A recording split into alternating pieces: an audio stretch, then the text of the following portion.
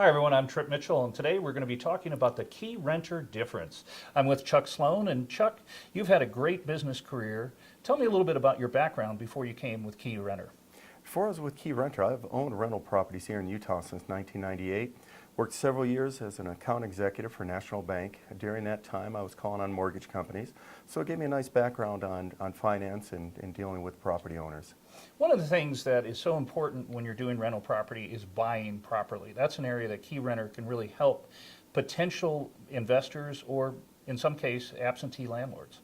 Absolutely. We have the ability, currently here in Salt Lake area, we're managing over 500 properties, so we have the ability to hit many diverse areas, anything from Provo to North Ogden, help an investor understand what to look for and what to stay away from. A lot of times people are afraid of property management. They think that, it's kind of an onerous thing, but you've explained to me that it really is a tremendous plus for a property owner. It really is. Now, most people, they're fearful. They hear the horror stories. Properties being vandalized, having to go through long evictions. And honestly, most of that is self-inflicted. It's when people don't know how to behave with a potential tenant, what the laws are, and really keeping it unpersonal and keeping it business. One of the things that I've done is I've published articles in trade magazines which help investors to see some of the pitfalls, and there really is quite a bit to being a good property manager. It's a business relationship. And if, as a property owner, you stay out of it, have no contact with the tenants or minimal, then it doesn't become personal. You're not asking for the money. The property management company is doing that every month. Exactly correct. But at the same time, a good company such as keyrenter, we provide transparency. So anytime the tenant has a maintenance request, the owner is notified simultaneously when we are. How is keyrenter different than other companies in the same field? Really, it comes down to staff, processes, and procedures. I mean, we are a well-staffed company. We've been in business almost a decade now, and we go through continuous training.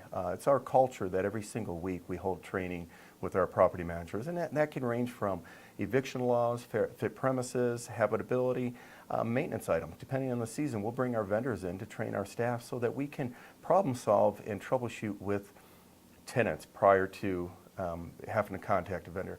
And from there, it's our processes and procedures. We've got an eviction rate currently at 0.0067.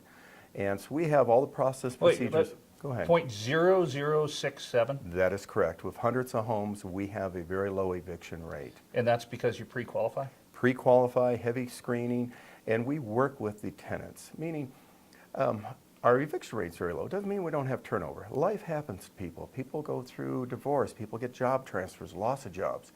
The point is to make sure you have that communication, you have that relationship, so if something does come up, we can work with them to allow them out of the lease when a new tenant is secured. That way we minimize vacancy time, there's no cost to the owner, and there's no blemish to somebody who's already facing the challenges in their life. Let's say hypothetically that I'm an accidental property owner, which means that I get transferred out of state, I might be in the military, that sort of thing. What questions should I ask of a potential property management company? Great question. So there's several things. First of all, ironically, you'd written it down, so that's why it was good. So, okay. But honestly, it's a great question. What it comes down to is making sure that the company you're with can provide you education. So it's important to know what's going to transpire. It's important to have somebody educate you as far as liability. Make sure that you're asking the right questions of your insurance agent. Talk about reserves. So if you have the reserves set aside and you have the knowledge to prepare yourself, it can be a great investment. 90% of the millionaires in this country own real estate. Well, and that's a reason that, again, as you mentioned, your home is a super asset, but if you have a couple homes, that's a great way for common people to build up vast wealth, or at least wealth.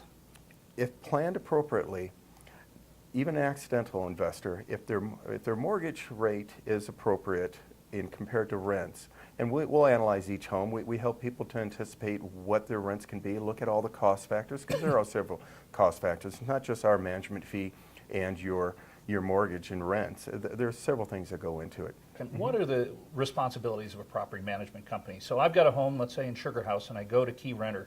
What are you going to do for me? Great question again. So what we're going to do for you is, first of all, we're going to assess the home and give you an idea of what fair rents are going in that particular market. We're going to make any recommendations to improve the rentability of the property. We are then going to market the home. We currently advertise both locally and nationally. And we do both still shots and marketing video. We have a system in place where we can answer tenant calls 7 days a week, which is important, and we can show homes 7 days a week.